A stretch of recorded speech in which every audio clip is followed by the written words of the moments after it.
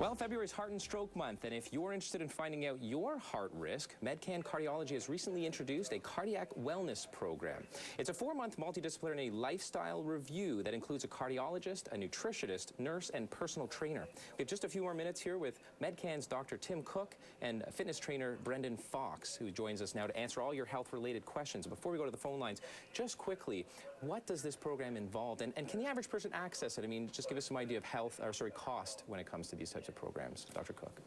Again, for the full 4 months, which includes repeated 24-hour blood pressure monitoring, assessments by the cardiologist, potentially echocardiograms of your heart, we're into a couple $1,000s. Mm-hmm.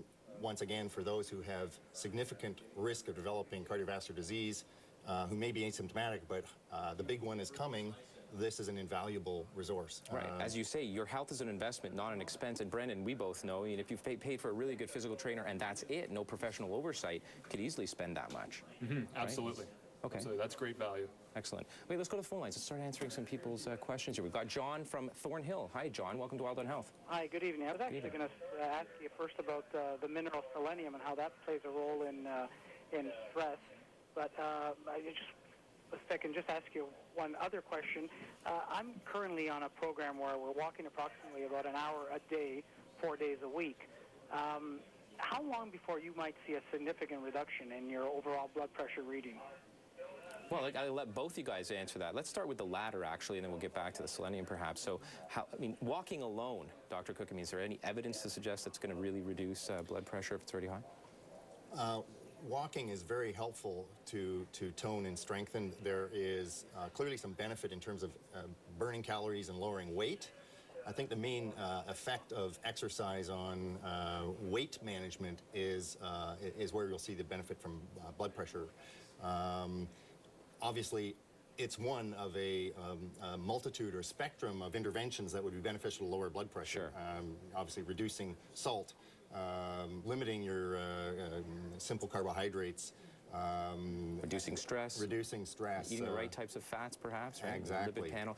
Brendan, let's give it to John straight though here. When we're talking walking, it's better than doing nothing. But how do we lower blood pressure if we're talking physical body and training and so forth? So first of all, I want to commend John on taking some steps towards his health. I think that's great, and you're calling in here because you obviously want the best information. So what I can definitely advise is that if you're interested in lowering your blood pressure, then there's a much more comprehensive approach that will work better, and that's to include some resistance training exercise into your routine.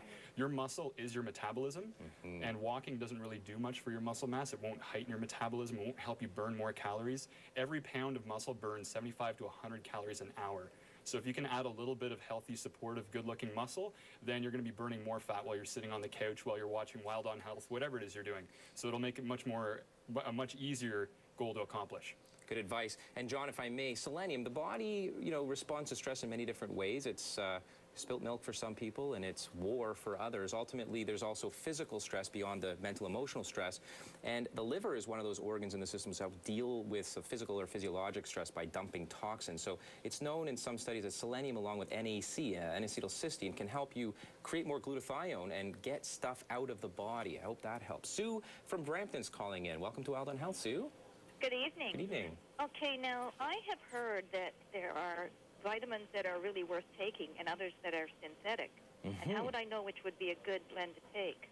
Well, too bad we didn't invite, any of Medcan's nutritionists on tonight. I can always give my 2 cents about that. But what does the medical literature suggest, Dr. Cook, when it comes to vitamins, minerals? How important are they above and beyond the general diet, a good diet, in your opinion, your professional opinion? I think the important thing to realize is that most vitamins are water-soluble. There are 4 that are fat-soluble, vitamin A, D, E, and K. For people that have a healthy, balanced, well-structured diet, in fact, most don't need extra vitamins. You may need minerals. You may need iron, for example, for women who are deficient. I would suggest that the one vitamin that has come to the fore as kind of the wonder vitamin, the sunshine vitamin, you've heard about vitamin D. Absolutely. Is very critical. And if you're going to take anything, take 10 to 20,000 units once a week or a couple thousand a day. Absolutely. And check your vitamin D levels and your blood work with your family doctor, right? Right.